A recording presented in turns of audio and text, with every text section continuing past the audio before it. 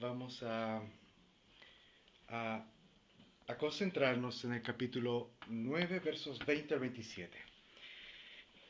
Qué privilegio tenemos al tener la Biblia con nosotros y en las Escrituras entrar en la mente de hombres como Daniel.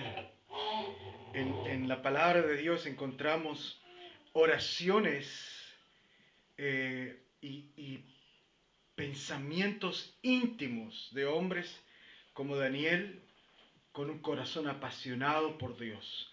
Y esta oración, que parte desde el verso 1, nos enseña mucho acerca de Él como persona, como hombre, pero nos enseña también mucho más acerca de Dios. Y especialmente, creo yo, nos está enseñando cómo orar.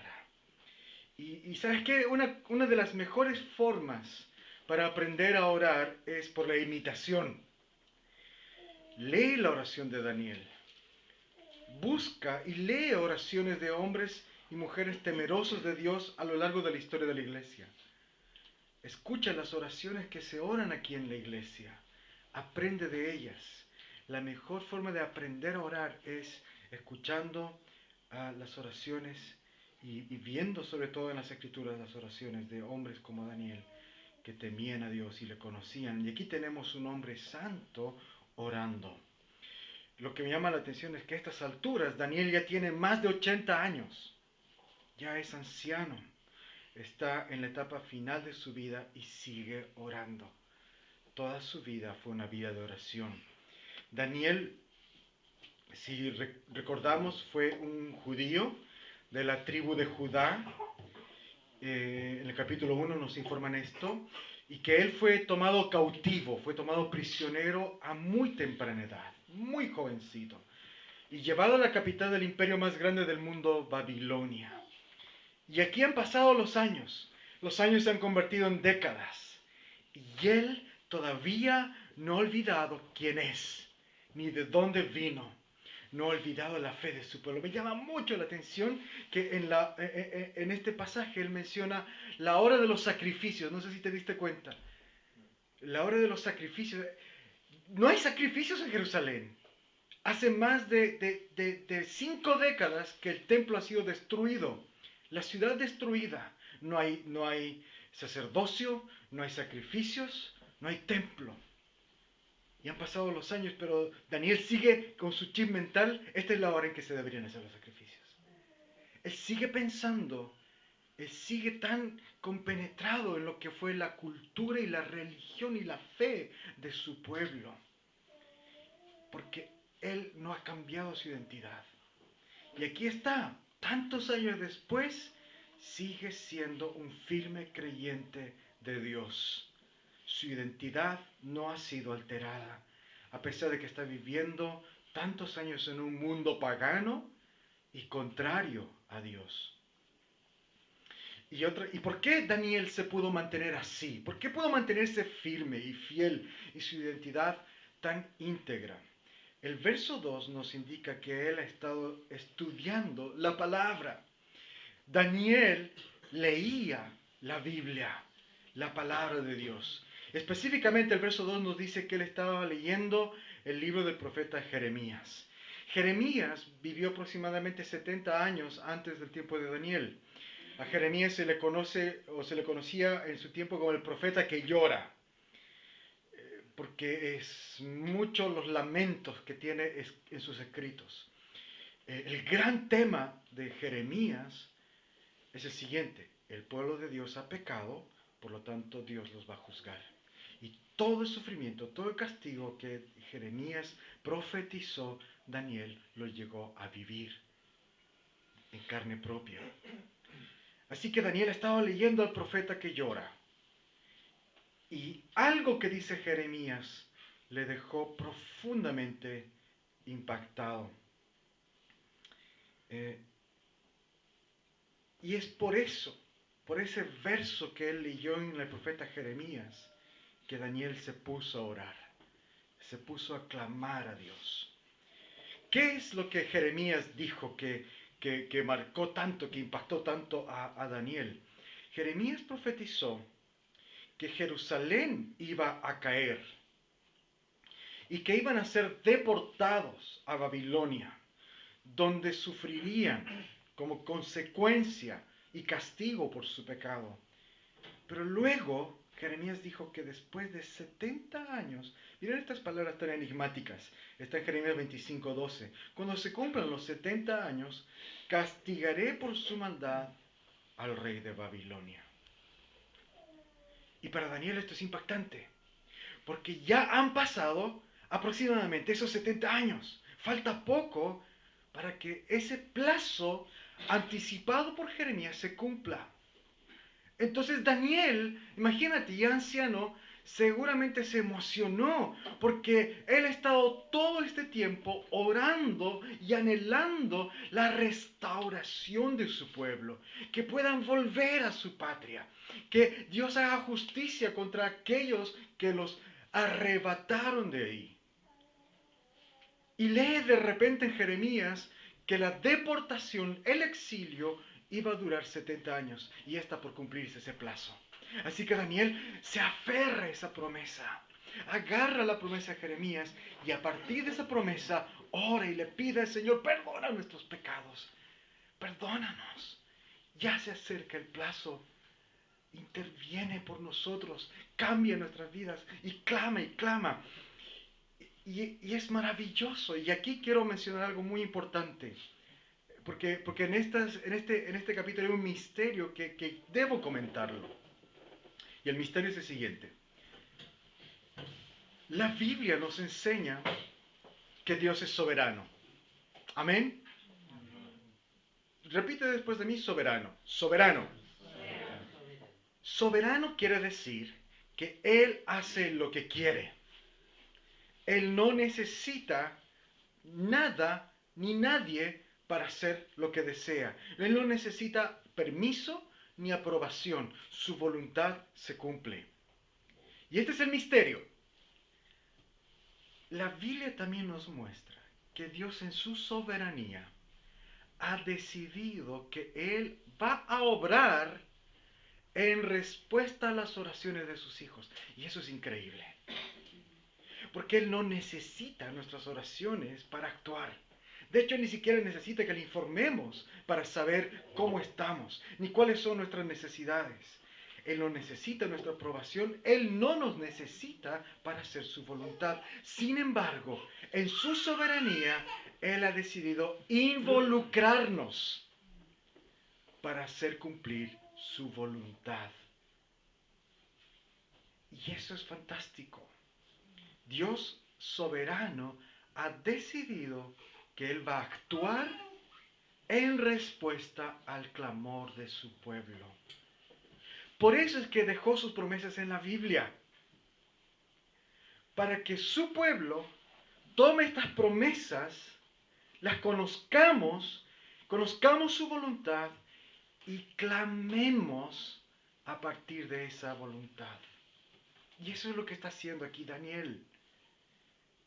Él vio en Jeremías que Dios había prometido que el exilio iba a durar 70 años.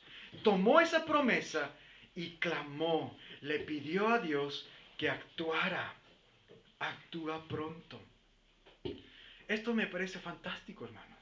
Daniel era un hombre que tenía muy buena teología, pero su teología era completa. Él podía haberse sentado y haber dicho simplemente, Dios es soberano, su voluntad se cumple siempre, así que no voy a orar, simplemente me voy a sentar y voy a esperar que Él haga lo que ella ha dicho que iba a hacer. Total, Él es soberano, Él lo va a cumplir.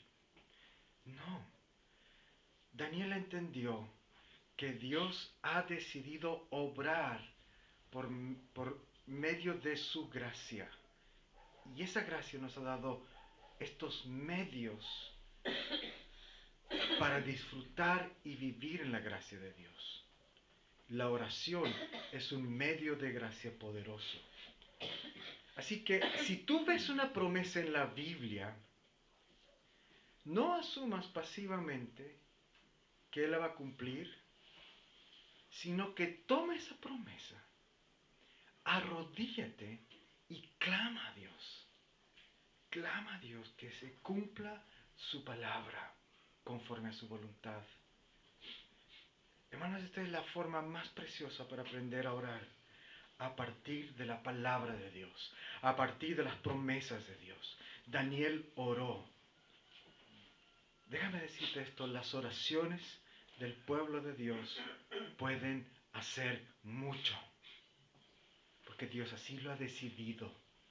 No es por la forma en que oras, ni si estás de rodillas, tirado en el piso, de pie, no es por eso, ni con cuán fuerte es tu oración, ni con cuánta pasión lo hagas, ni las palabras que ocupes. Dios es soberano. Él ya sabe lo que va a hacer y su voluntad es perfecta. Pero Él quiere que tú ores. Y Él espera a que tú ores. Así que ora. Querido hermano, querida hermana, ora. Ven a la iglesia los domingos a orar. Ya les anunciamos, el primer domingo de cada mes estamos aquí temprano desde las 10 orando. Le hemos dedicado ese tiempo para la oración. Tenemos la reunión de oración los días miércoles. Ven a orar. Pero también ora cada día. Ora en tu casa. Ora camino al trabajo. Ora al despertar y ora antes de dormir. Ora, ora, ora. Necesitamos activarnos en oración. La oración, piénsalo de esta manera, la oración mueve la mano de aquel que mueve el mundo. Ora. Cuando oras no estás perdiendo tu tiempo, estás haciendo la más grande inversión. Así que Daniel oró por su pueblo, oró confesando los pecados de su pueblo, pidió misericordia de Dios. Qué fantástica oración. Si puedes volver a los versos primeros de este capítulo y releerlos, hazlo. Si hay algo que sobresale en esta oración, es ese profundo conocimiento de Dios en las Escrituras. Está llena de referencias de la Biblia, esa oración. Promesas, promesas, promesas. Para Daniel es como, él encontraba una promesa en las Escrituras y la tomaba como un cheque a cobrar. Y se lo pedía a Dios con humildad. Señor, acuérdate de esto. Acuérdate de tus promesas. Esa fue su actitud. Él no estaba pidiendo nada ajeno, nada desatinado, no era egoísta. Él estaba pidiéndole a Dios simplemente que cumpla sus promesas. ¿Cómo sabes tú que lo que pides es correcto o adecuado? ¿Cómo sabes que tu oración no es incorrecta? ¿Cuántas veces he escuchado personas camuflando su egoísmo o incluso deseos pecaminosos en sus oraciones, con frases como, Diosito me entiende, Él me va a conceder lo que le pido? ¿Cómo sabes que Él te va a conceder lo que estás pidiendo? La única forma de saber es asegúrate que lo que estás pidiendo está conforme a su palabra, a sus promesas. Así que la oración debe ir acompañada con una fuerte lectura bíblica. Eso es lo que hizo Daniel. Su oración está llena de escrituras. Y lo fantástico es que Dios respondió la oración de Daniel. En los versos 20 al 23 vemos que Dios envía al mismo ángel que había enviado al inicio en la visión, en la oración, para responder la oración de Daniel. Y el verso 23 dice lo siguiente. Este es Gabriel hablándole a Daniel. La orden fue dada en cuanto tú comenzaste a orar, y yo he venido a explicártelo todo, porque Dios te ama mucho. Qué fantástico. La respuesta ya estaba dada al momento en que Daniel comenzó a orar. Hermanos, Dios responde las oraciones de su pueblo. Cuando tú oras, espera su respuesta. Sobre todo si oras conforme a su palabra.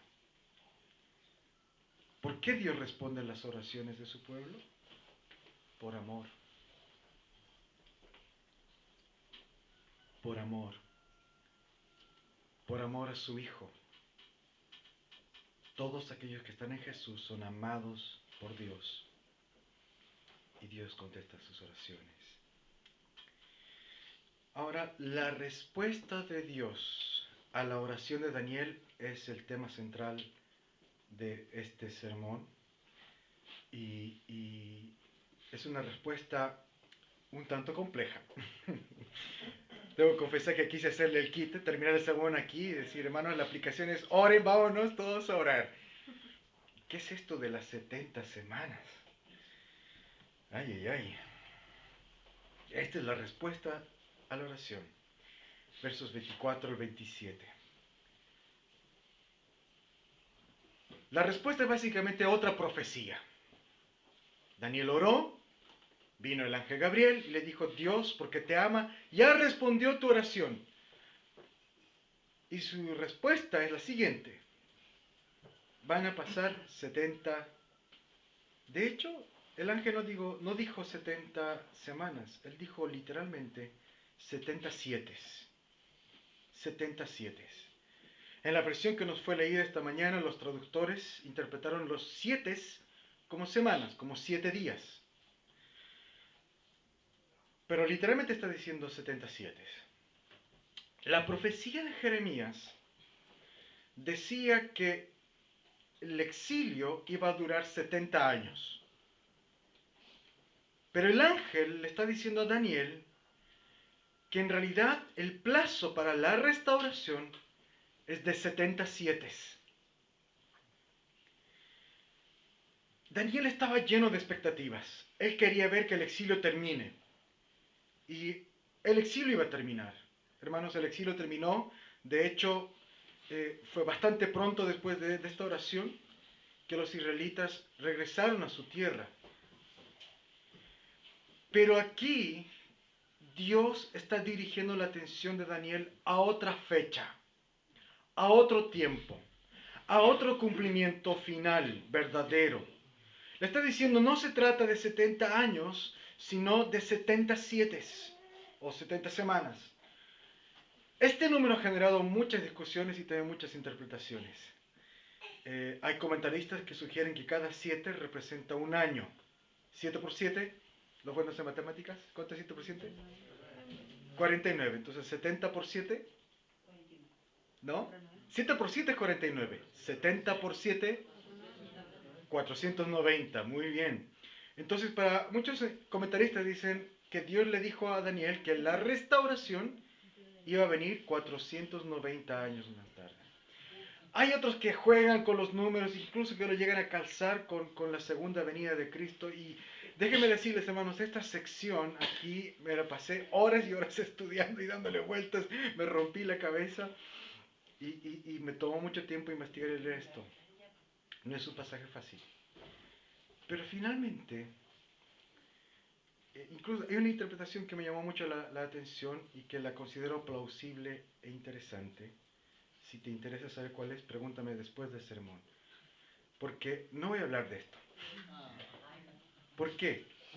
Porque me hice, después de todo esto, de ver todas las posturas y todas las posibilidades, me hice la siguiente pregunta.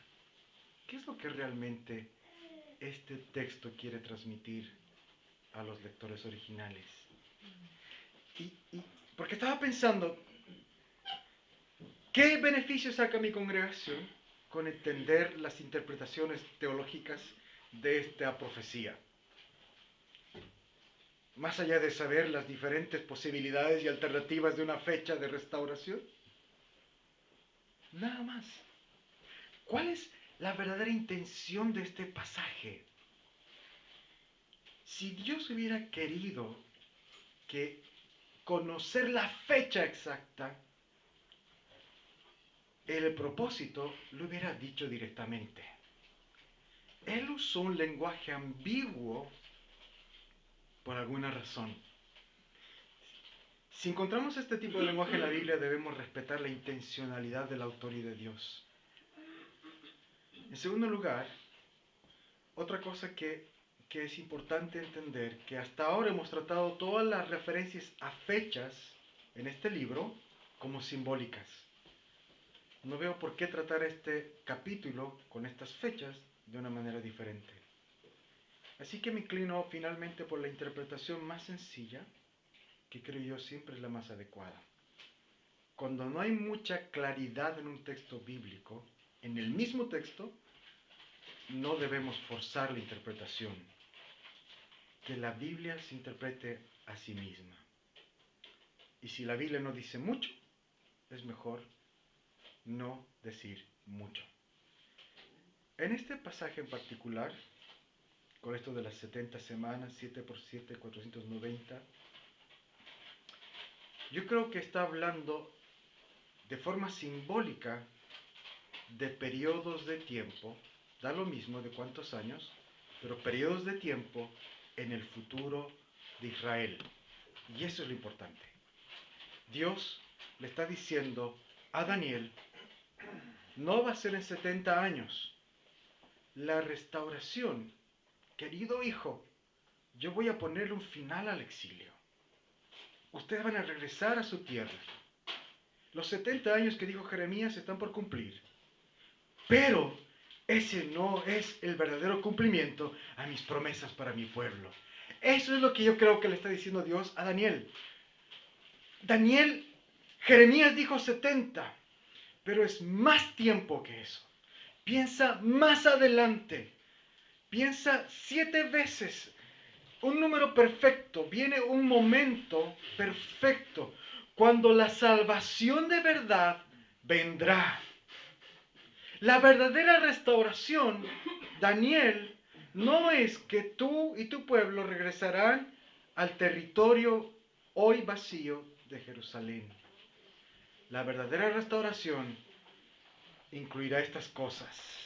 Mira lo que le dijo en el verso 24. Hay un plazo, le está diciendo, donde, cuando termine ese plazo, se pondrá fin a los pecados y a las transgresiones. Se expiará su iniquidad, su maldad, su injusticia. Será pagada por completo. Se establecerá la justicia. Y la visión y la profecía serán sellados, serán confirmados. Y se ungirá al Santo de los Santos. Es absolutamente asombroso. Dios le dijo, hay un periodo, y no son los 70 años, viene más adelante, donde estas cosas ocurrirán. Y eso es fantástico. Daniel estaba pidiendo que Dios le regale un autito para transportarse y Dios le mandó un avión. Es más o menos así. Daniel estaba pidiendo volver a su tierra y Dios le dijo, no, Daniel, voy a hacer algo mucho más grande que permitirles volver a su tierra. Voy a lidiar con el problema que los sacó de esa tierra. ¿Por qué ustedes salieron de esta tierra? Por sus pecados. Sus pecados fueron la razón por la cual yo los castigué y los saqué de allí. ¿De qué serviría de que ellos regresen a la tierra si otra vez iban a volver a pecar y otra vez Dios tenía que juzgar su pecado? Así que Dios les dijo, viene un tiempo en que la verdadera restauración será a cargo del pecado. Habrá justicia, habrá salvación. La maldad se acabará. ¿Y cómo es esto posible? ¿Cómo Dios va a hacer eso posible? Al final de este verso dice que el santo de los santos será quien lo haga cuando sea ungido. Esta no puede ser otra referencia más que a quién, a Cristo, a Jesús. Mira la profecía en el verso 25, continúa de esta manera. Así que debes saber y entender que desde que se emitió la orden para restaurar y edificar a Jerusalén y hasta que llegue el Mesías príncipe, transcurrirán 7 semanas y 62 semanas más, y luego se volverá a reconstruir la plaza y la muralla. Serán tiempos angustiosos. Está hablando de 3 periodos de 7. tres periodos de 7. Las primeras 7 semanas hablan de que se va a reedificar Jerusalén. Las calles, sus murallas serán reconstruidas, dice este verso. Y eso sucedió, se cumplió. Durante el tiempo de Nehemías y Esdras, las murallas y la ciudad de Jerusalén fueron reconstruidas. Pero luego dice que viene un periodo largo de 62 7 o 62 semanas, donde parece que nada sucede. Y yo creo que ese periodo largo representa el periodo de espera hasta la llegada del Mesías. Porque después de que los israelitas restauraron las murallas de Jerusalén, ahí termina el Antiguo Testamento. Y no pasó nada en su historia. O sea, pasaron muchas cosas, pero nada en términos de revelación de Dios. En términos de profecía, en términos de más revelación, no, hay un silencio. Pasaron 300 años hasta la llegada de Jesús. Y al final de ese periodo, dice en el verso 26 que surgen dos personajes. Hay dos personajes que surgen cuando termina el segundo periodo. Surge un príncipe o gobernante que va a traer mucha destrucción. Con su pueblo, dice, el pueblo de un príncipe que está por venir destruirá la ciudad y el santuario. El fin vendrá como una inundación y habrá destrucción hasta que la guerra termine. Entonces, dos personajes. Uno es un príncipe destructor. Muchos ven aquí, en esta profecía, que se cumplió con el general romano llamado Tito. El año 70, este general destruyó el templo y destruyó la ciudad. Pero yo creo que esta profecía de este príncipe malvado representa no solamente a Tito, sí se cumple con Tito, pero representa, creo yo, a todo enemigo de Dios que se le opone, partiendo con Tito y todos los demás gobernantes, príncipes, que trataron de destruir la fe en Dios. Y esos vinieron y van a seguir viniendo hasta la llegada del anticristo. Dice la profecía, durante una semana ese príncipe confirmará su pacto con muchos, pero a la mitad de la semana suspenderá los sacrificios y las ofrendas hasta que caiga. Después de muchas cosas repugnantes vendrá el destructor hasta que llegue el fin y caiga sobre el desolador lo que está determinado que le sobrevenga. Lo que está diciendo este verso es que al final la maldad de este enemigo de Dios, todas las atrocidades que cometerá, serán juzgadas. Hará muchas cosas horribles, pero al final será destruido. Su maldad no durará. Su profanación, su orgullo no prosperará. El Señor castigará a este opositor y a todos los que le sigan. Nos está hablando aquí de que va a haber un juicio inminente a todo aquel que se oponga a Dios. Ese es un personaje que está anticipándonos la profecía. Pero el otro personaje que está en el verso 26 es el personaje principal. Dice el verso 26 con una claridad asombrosa que el Mesías morirá.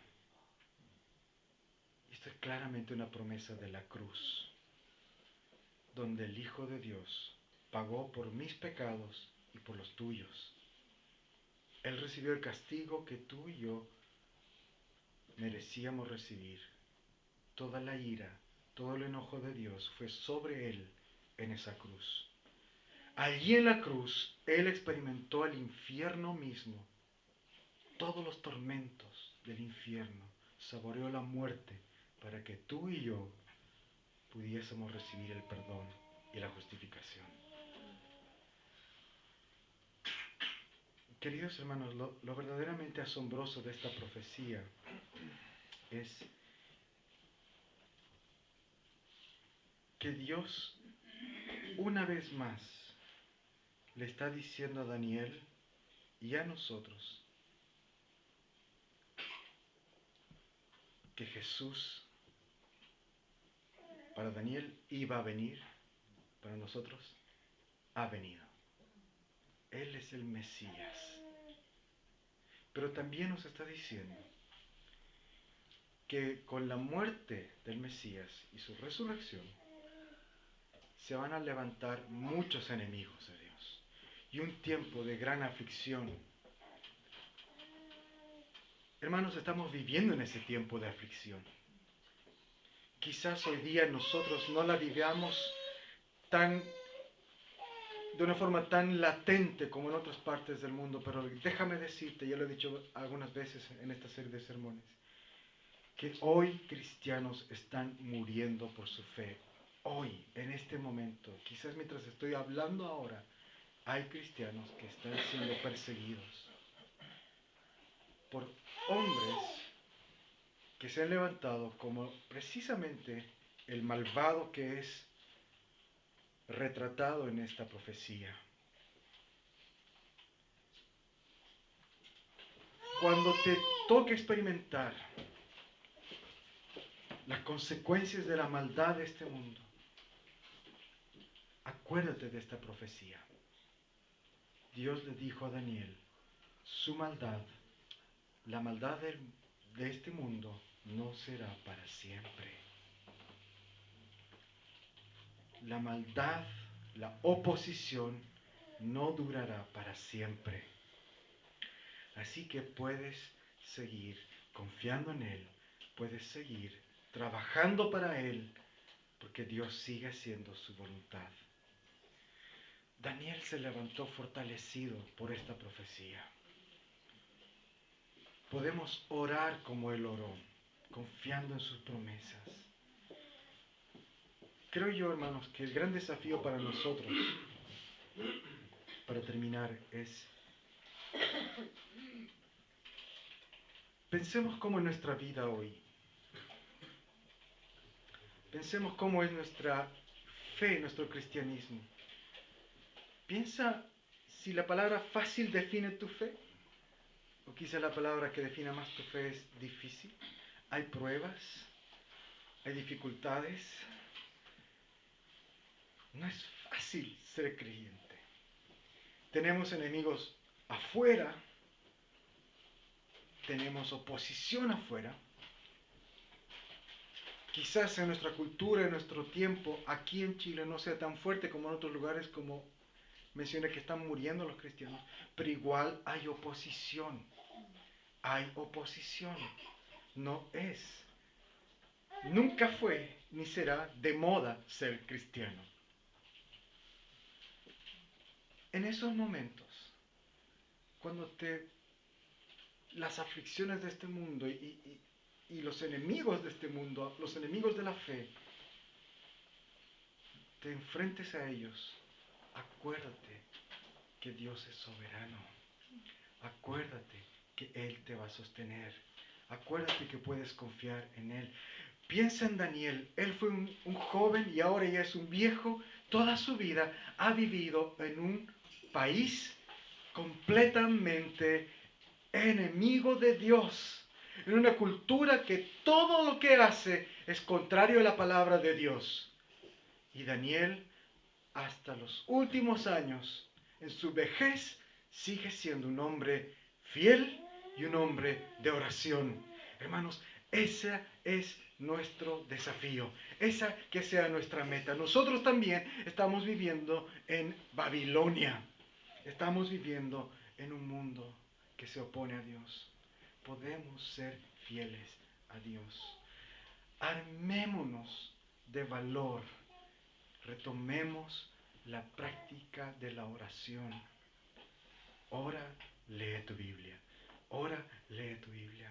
Ora y lee tu Biblia. Solo así podremos hacerle frente y vernos después, como Daniel en nuestros 80, quizás hasta 90, hasta lo que nos permite el Señor vivir fieles, con esperanza. Queremos ver nuestra iglesia así, con hombres y mujeres fieles, donde los niños y los jóvenes tienen ejemplos de valor, de coraje, de fe. Aprendamos de Daniel. Amén. Quiero invitarles a inclinar sus rostros. Vamos a orar.